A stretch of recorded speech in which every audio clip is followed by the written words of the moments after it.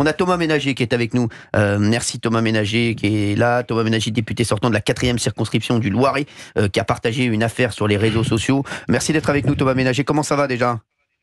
Ça va très bien, bonjour à tous. Ça a été un moment Qu'est-ce qui s'est passé ? Vous avez subi une agression en pleine réunion publique, c'est ça ? Alors, j'ai organisé cette réunion publique depuis le début de la campagne et les 3 dernières, depuis lundi, des collectifs prétendument antifa viennent semer le trouble. Au début de manière plutôt pacifique, en mettant un petit peu le bazar, tel LFI à l'Assemblée nationale, en posant des questions, mais c'est le jeu démocratique et argument contre argument, parce que c'est la vision que j'ai de la politique, je répondais. Mais hier soir, il y a eu des intimidations, de la violence, des bousculades, des insultes, des injures, des personnes âgées qui ont été bougées, bousculées, et donc ça n'a pas été la vision de la démocratie telle que je la souhaite, et c'est la raison pour laquelle j'ai déposé plainte. La police est intervenue, s'est interposée. 2 jours avant, la gendarmerie avait été obligée d'intervenir pour m'exfiltrer, me permettre de sortir en sécurité de la salle. Et donc, petit à petit, la volonté de nous salir, de nous diaboliser d'une partie de l'extrême gauche, mène à ce genre de comportement totalement indigne d'une campagne électorale. Thomas Ménager, vous avez vu ce qui est arrivé aussi. Il y a un nouveau candidat du Front Populaire qui a été accusé d'antisémitisme, une personnalité dont on risque aussi de parler dans ces prochains jours. Il vient d'être désinvesti. Exactement. Ouais. Reda Belkadi, candidat LFI investi par la NFP. Qu'est-ce qui s'était passé ? Alors, il y a des tweets qui sont remontés à la surface. Oui. Donc, il vient d'être désinvesti. Effectivement, il était candidat dans le Loir-et-Cher pour le Front Populaire investi par la France Insoumise. Et donc, des tweets que je vais citer sont remontés à la surface. Tweets qui datent de 2018, ouvrez les guillemets. Moi, j'ai traité un pote de juif de youpin devant un prof, ça a mal fini. C'est durant cette période que j'avais rejoint Alain Soral, justement, antisémite notoire. J'ai envie de rigoler sans réfléchir. Avant de dormir, je vais regarder des best-of de Soral. Voilà les tweets qui sont remontés à la surface. Et donc, il a été désinvesti par la France Insoumise. Bravo à la France Insoumise. On peut, exactement. Il faut le dire. Bravo à la France Insoumise. Il est toujours candidat, puisque vous savez que ça a été déposé en préfecture, c'est trop tard. Donc les électeurs qui veulent voter pour lui pourront le faire. Thomas Ménager, vous avez vu le dernier sondage Harris Interactive qui annonce que le Rassemblement National obtiendrait peut-être la majorité absolue à l'Assemblée Nationale, puisqu'entre 250 et 305 sièges. C'est quoi votre réaction ? Nous le croyons depuis de nombreux jours sur le terrain. On voit l'engouement des Français qui se disent qu'enfin ils vont peut-être avoir, et nous les appelons à se mobiliser le 30 juin et le 7 juillet, un Premier ministre, un gouvernement qui les défend et qui porte un projet républicain, patriote, qui pense à leurs préoccupations, au pouvoir d'achat, à la sécurité, à l'immigration, à ce qu'ils attendent depuis de nombreuses années et qui n'est pas entendu par les pouvoirs publics. Donc aujourd'hui ça reste des sondages. Nous on est concentrés, on est sur le terrain, on explique notre projet, on explique ce qu'on va faire concrètement pour eux s'ils nous font confiance et s'ils font confiance à Jordan Bardella comme Premier ministre. Thomas Ménager, on s'était rencontrés à la commission d'enquête, à l'audition. On s'en rappelle, je m'en rappelle de vous. C'était quand même un sacré moment. Franchement, on a vécu quand même un truc incroyable à la commission d'enquête. Là. C'était quand même, moi, c'est la première fois que je suis en garde à vue, comme ça. C'était ma première garde à vue. Ah ouais, non mais c'est public.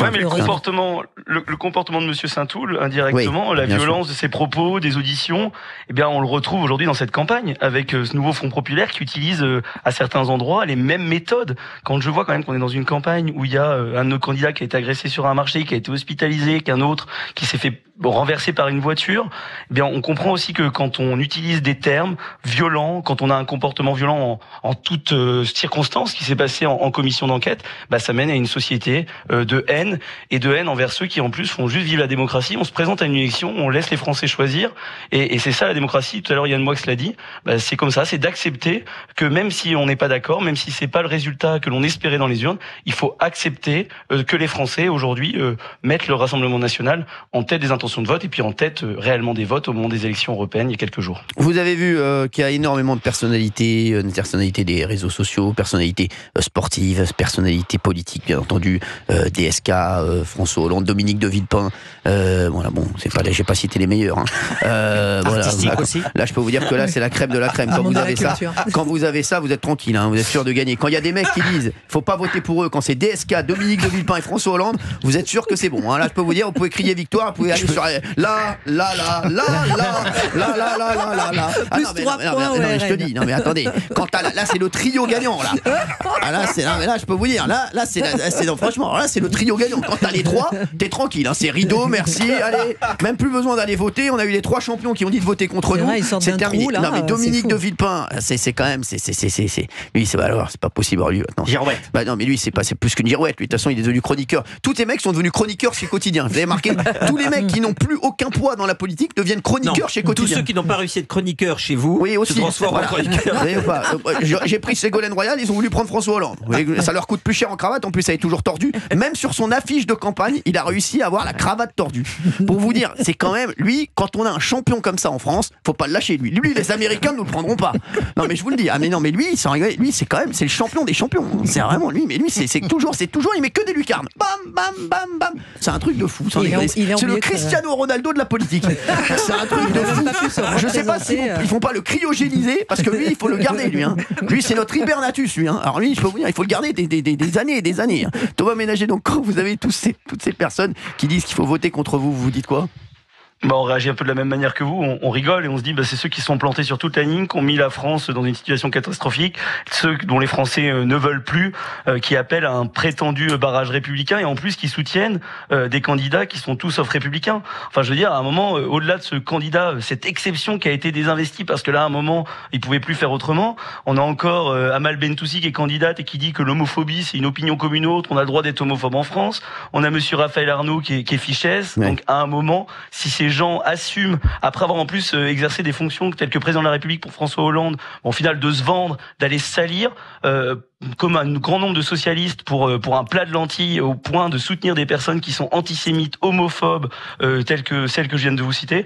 Bon voilà, on rigole, mais on pleure aussi un petit peu de se dire dans quelle société on serait si malheureusement la majorité n'est pas celle du gouvernement d'union nationale qu'on propose avec Jordan Bardella, mais c'est Jean-Luc Mélenchon qui est à la tête d'un gouvernement dans quelques jours. Thomas Ménager, il y a Gauthier Lebray qui me fait des petits signes, il me marque sur une fiche DSK et il me fait un signe comme ça avec ses doigts. Je crois que vous le connaissez mal. Ça voulait dire courte intervention. Vous le connaissez mal. Donc voilà, merci. Courte intervention, allez-y. Non, mais je me demandais, vu qu'il est dans une quasiment niche fiscale au Maroc, s'il allait se soumettre au taux d'imposition à 90% de la France insoumise, au-delà de 400 000 euros. Ouais. Il irait moins au Sofitel. Est-ce qu'il rentre en France pour payer les 90% d'impôts? Je peux vous dire que les soirées elles se feraient pas au Sofitel, elles se feraient Formule 1. Elles se feraient Formule 1 de Sergi Pontoise, ça va calmer tout le monde. Mais ce sont souvent ceux qui sont dans les niches qui appellent à faire barrage contre l'extrême droite, je cite.